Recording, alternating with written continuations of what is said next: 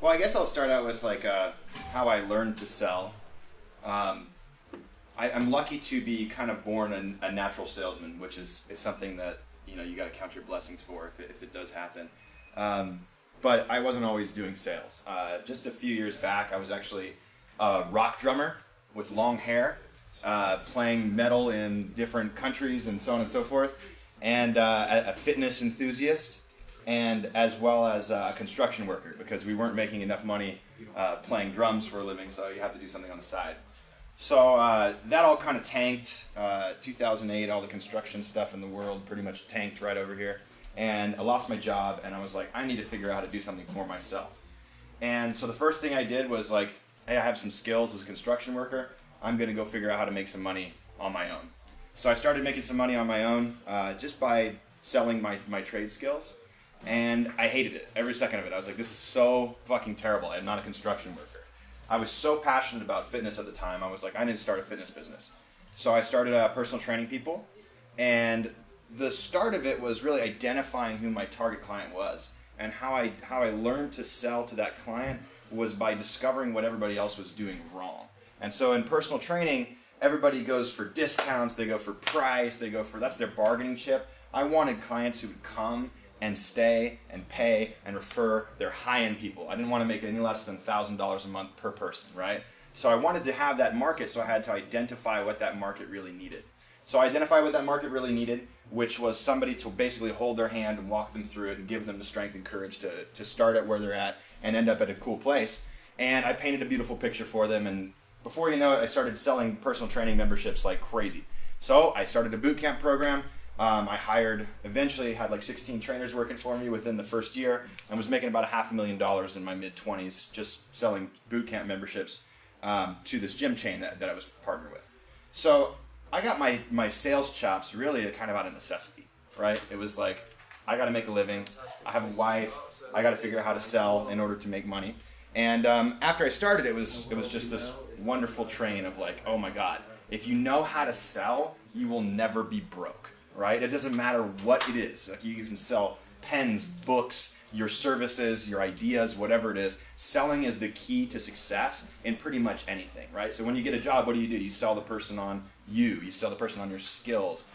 When you buy a car, you're selling the dealership guy on your negotiation skills with them, right? So sales is just powerful across the board. So I got my chops selling people face to face, and what I learned along the way was the biggest thing I want to do, particularly with face-to-face sales, is I want to know what that person's deepest pain is, okay?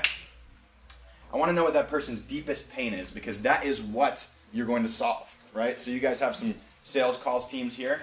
One of the biggest things to identify is, why is that person in pain? What are they in pain about? Because if you're speaking the wrong language to somebody, you're never going to get through to them, right? If you're speaking about your pain or your perception of their pain and not their actual pain, it's never going to get through to them. So identifying the pain point, and this is in copywriting, in every single email that we ever write, in every single face-to-face sale we do, it's looking at the pain that the person is going through. An example was, I'm just sitting back there writing some email copy for some of the drops we're going to do today, and I'm looking through a sales letter, and I'm looking for what is the biggest pain. And this is like a 30-second ab trick. There's always a 30-second ab trick in the fitness industry.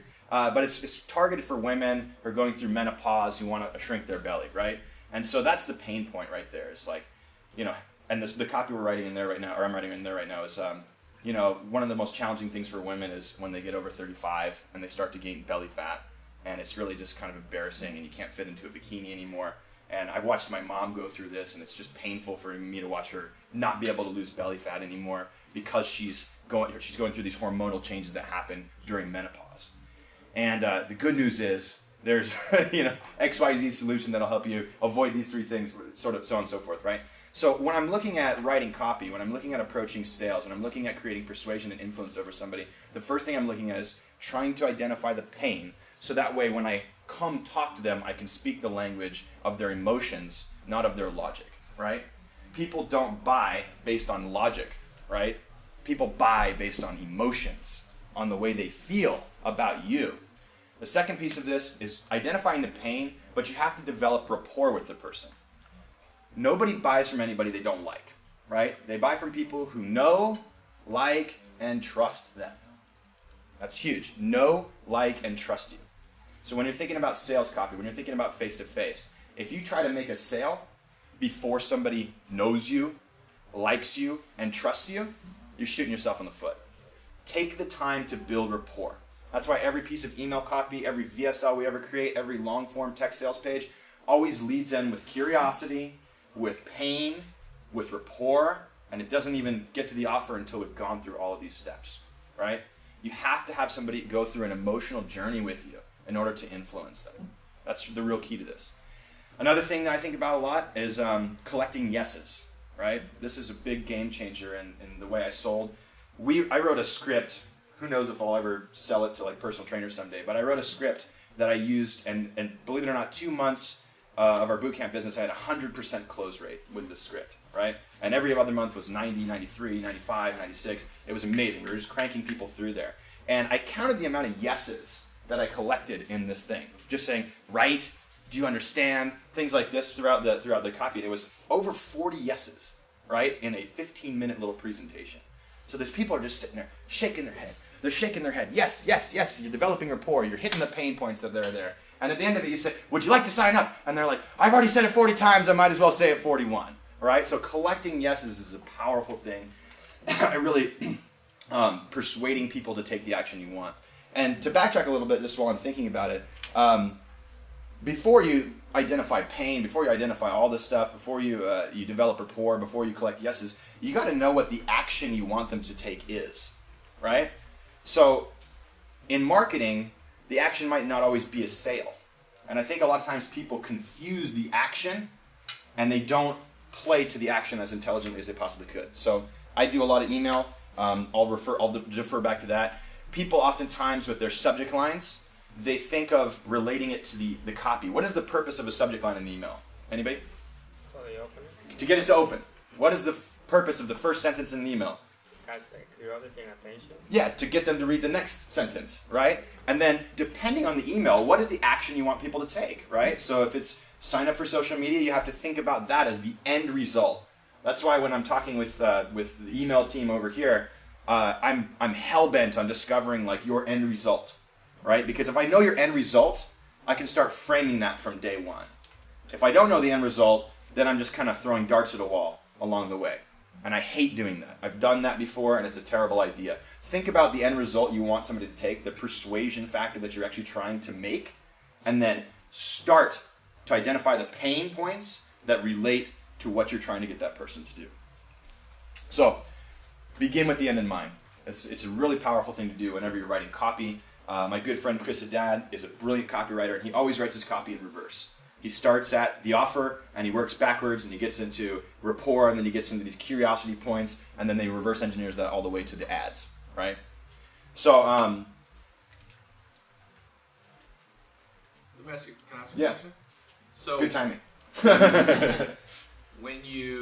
what would be an example? Can you let's just say, we'll pick a hypothetical here. Somebody watching, they are in a service business, let's say. So let's say they're a consultant or advisor or a fitness trainer.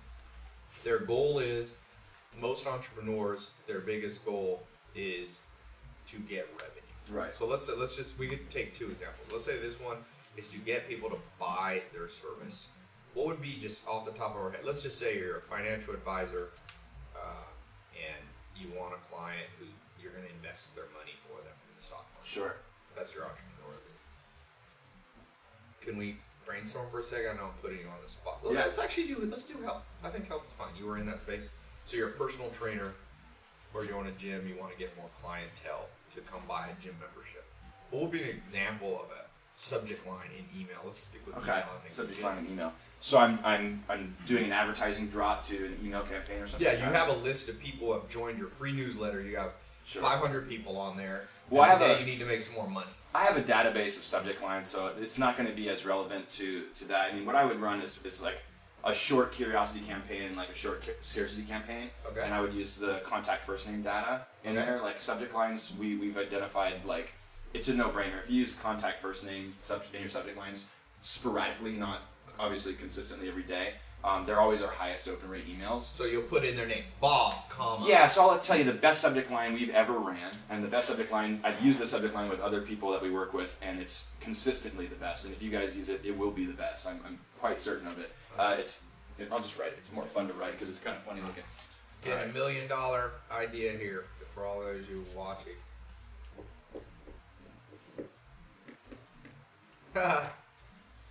Bye, Ty. So the first time I ran this, we have an average open rate of about 21% on our customer list. First time I ran this, it was 37%. I tested it on a friends list with 250,000 customers, average open rate 21%, 36%. I tested on another guy with another 100,000 people on his list, average open rate 11%, ran this 22%. Right? So it's consistently like 70% higher open rate than anything. The trick is, you can't use it fucking every week, right? You got to use it once every like 3 to 6 months in order to make it super effective. So we use this particular subject line in any scarcity campaign. So it's kind of it's an interesting kind of play because you're talking about subject line. We know subject line data now because we've sent like, I don't know, 5,000-6,000 emails in the last 2 years with different subject lines. So we know our best performers and we know the hook. So I'll give you the basics behind it, what works well with subject lines. Contact first name data, insanely good, right? But you said don't use it all the time. Don't use it all the time. How often should you use it? I try to, okay, so what we do with our newsletter is we run a newsletter that has a header and has some images down below it as our typical newsletters. And the reason why we do this isn't because I believe that's more effective than running a plain campaign. It's because if you remove the header and the images and run a plain campaign, that is significantly more effective. So we want to straddle the line between we feel like a brand and then, holy shit, Tyler's assistant is emailing me personally, right? And we do very good job at monetizing the personalized email. So, what was the question you were saying? So, Sorry, brain farting there. what was mine? Oh, subject line Yes. effectiveness, right? Yeah. So Oh, with no, how often can you Oh, put how often? So, mine? yeah, How so- often should I put my name? right, so when we run personalized emails that make them feel personalized and we use contact first name data, that's when we run contact first name subject lines. So, Right. but do you use, so brand, just so everybody knows, a brand email is more like the one you get from Coca-Cola. It has imagery. Yeah, sort of. it's Yeah, we very- just like, we have a header, you know, and then we have Yeah. our content, and It's then a we little have more like professional. Facebook, YouTube, blah, blah, blah kind of How thing. often right? do you send personalized versus that? 50% of the time personalized? No, but significantly less. Probably about 20% of the time personalized versus newsletter. Because the thing is, I want people to feel like, you know, and this is another thing I want to dig in with you as well, is like, you guys want to have a brand, like a personality-driven brand. So mailing super personalized from a personality-driven brand creates a disconnect with the way people are going to feel. You want to be like a celebrity, right? You want to be the celebrity guy who's out there teaching the world everything. And if it feels like I'm too connected to you, then there's a disconnect between your celebrity. Because you don't get connected to celebrities. You have to have a little bit of space between them. So running, you know, Maya's emails and Ben's emails through a personalized feel and running yours through more of a slight newsletter feel, you avoiding using contact first name data on those because it's cheesy as hell, and them using it and making it feel personal as possible, I think that'll really help you guys a lot with the way your consumers view the business, right? So anyways, with our email campaigns, we use contact first name data for all privatized emails, right? For our newsletter formats, things that work really well, I'll tell you first up, I found a website, I can see if I can share it with you, but like little text emojis, I don't know why these things fucking crush, right? And so I found this website with like 150 ways to make a smiley face or a frowny face, or like, you know, you can add like a tear with an apostrophe and like, I mean, a comma. This way it just got crazy. So, and the thing is too, when you resend, we do a lot of resending to unopens. So let's say we send this email and it does really well. Maybe the next email we have to change the subject line to bye Ty frowny face, right? Or we say bye frowny face with a tear, bye frowny face with a double long nose, bye frowny face, you know, bracket line, underscore line, bracket, right? So we try to just mix it up, and the reason why we mix it up is because Google will take your email, and if it has the exact same subject line, it will put it in the same exact thread.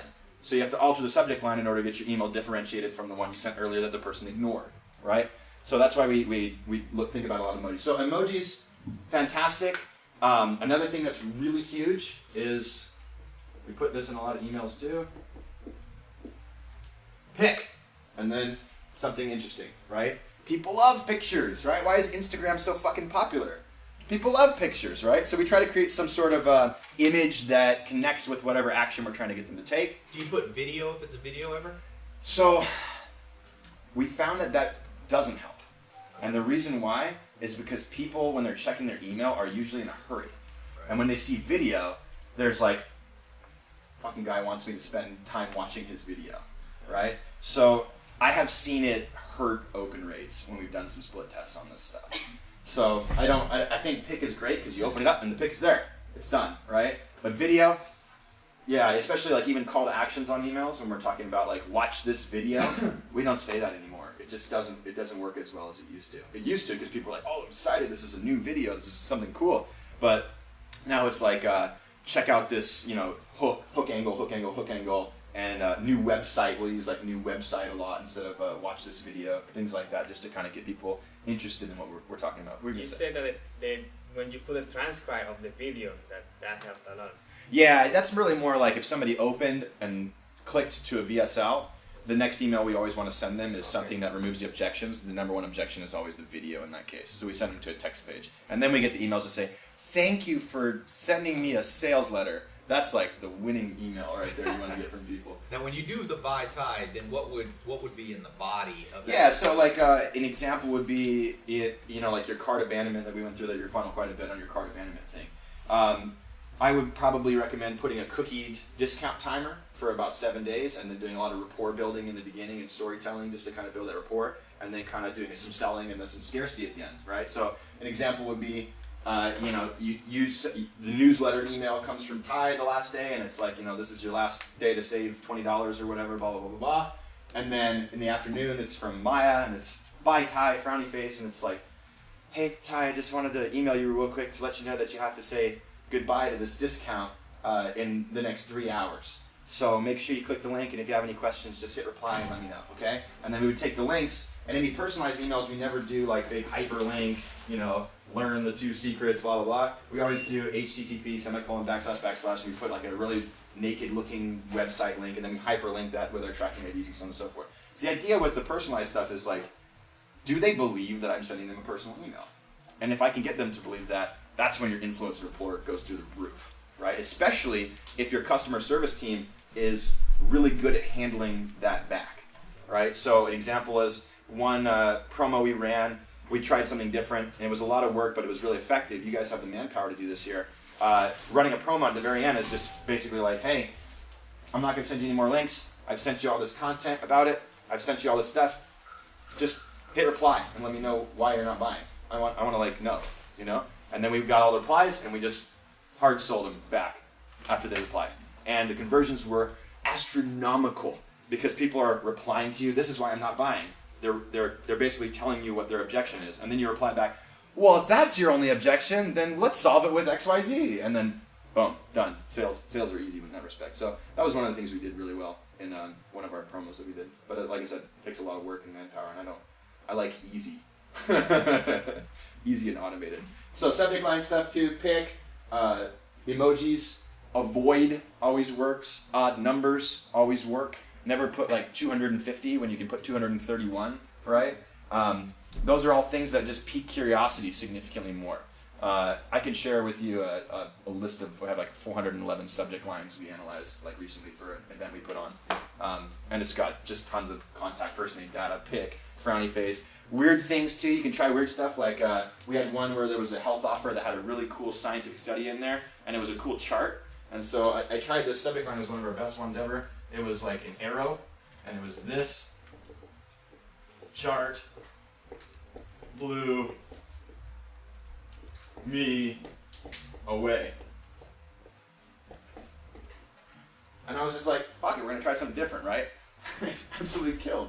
So we're gonna use that again, right? Whenever we think about something that's relevant to that, we're like, okay, let's do something that's like, pow! When it feels like it's like a gun in the face, then we're gonna do the arrow through all the words again, right? So, subject lines, it's just about trying stuff, We've luckily tried a lot of stuff, so we kind of get an idea of what works and what doesn't work for our particular Will niche. every personalized email you put in their name? What's that? Will like 90% of the personal emails have their name merged in? Most of them, yeah, almost all of them, and then we'll merge it in like to the the copy as well. And how much more of a lift open rate just from name? Name in the you did subject line? buy without buy tie. So it's about, let's see, we did one 23% and one 37%, so 14%, which is Yeah, 50% more. 50% yeah. more. Yeah. People love their first name, right? Some people say that asking for their first name initially when they're first subscribing Right. reduces the number of subscribers you get. So is that counted by the amount of opens you get? Yeah, so that's the challenge on this whole thing. Like, I've had a lot of debates with some friends of mine that are high volume lead gen guys who really just go for the email. And, they're getting like 10,000 plus emails a day. And I'm like, you have to add contact first name data. I don't care if it takes your emails down to 8,000, the rapport and the effectiveness. Because the thing is, what it opens you up to is it opens you up to this personalized element, right? If I try to send a personalized email that's like, hey, friend, I saw you click the link to, it just doesn't fucking work, right? People love to see their first name. And if they see their first name, there's a sense, especially if you differentiate it from a regular newsletter, there's a sense that, hey, they're actually emailing me. And what we ended up doing as our business scaled, we stopped pretending to send personalized emails for me as much, and it's really more like about this assistant or that assistant, because that's real. Like, that makes you feel real, right? You introduce so when they first joined, you introduce these one or two, like Maya and Ben. Yes. So it just depends on what your business model is. Like, when I consult with people, my goal isn't to like impose what I do on them. My goal is to find out what your end goal is and help you get there more efficiently and more effectively, right? In a way that you find congruent with your message and your marketing style, right? I sell hard all the fucking time. Like, that's my style. That's my business model. So I'm comfortable with that. But I've consulted with people who really do like lots of content. And they do like 2 promos a year. So it's really about making their promos more effective and their content and their influence more effective at the same time. So, sorry. I think there's a way, like. Introducing people. That's what you're saying. Well, and So do you introduce them at the beginning of the autoresponder? Absolutely, yeah. So we would introduce somebody in an avenue of either like a personalized email that says, hey, I go in and check all the customer orders each day, and I try to email everybody to make sure their stuff is okay. Hit me back and let me know if you have any issues. It's usually just a rapport building piece, not a sales piece in the beginning, just to get people used to getting emails from different people. My friend Joel over at BioTrust started testing sending emails from different from names. Always, hyphen BioTrust Nutrition so that people know they're getting it from there. And he has a guy who's a legitimate doctor who's working for the supplement company. His name is like Tim Swaziak or something, right? Something weird last name. And he's like, dude, this guy's name opens harder than anything we've ever sent, right? So just changing the from names, even on a branded email, can do a lot as far as increasing open rates. People like being a part of something bigger than themselves, right? And if it's just like this one person kind of rinky-dink thing, it doesn't feel as real as if they know your company's building and they see lots of different faces and lots of different names inside there. And so if you introduce them through an autoresponder, then it becomes natural for them to receive emails from them. Now, if you only get my one thing with email, so let's say you introduce, you have an assistant named Bob Wozniak, okay? So you send everybody who joins the email list on day 3 or whatever timing gets, hey, I'm Bob Wozniak, I check the customer orders, so on and so forth. But only 20% of your people open. So that means 80% never get intro to Bob Wozniak. Do you keep sending that welcome over and over to the non-openers? Yeah, so you can create a sequence. I don't know where the pen just went, but there it is. You can create the sequence wherein that it's, these sequential steps, and nobody moves on until they see the email subsequent to them. The thing is, 20% is going to be really low for somebody joining your list for the first time. Within about 2 resends, you'll probably get more than 50% of the people to open it, which is a pretty fucking reasonable amount. So we might run 1 or 2 resends on these 2 unopens before escalating to the next piece, just so that they go through the journey, right? Like I talked about yesterday, it's about knowing the steps you want them to take emotionally. It's like a VSL. Why did a VSL do so much better than a written sales page? Does anybody know why?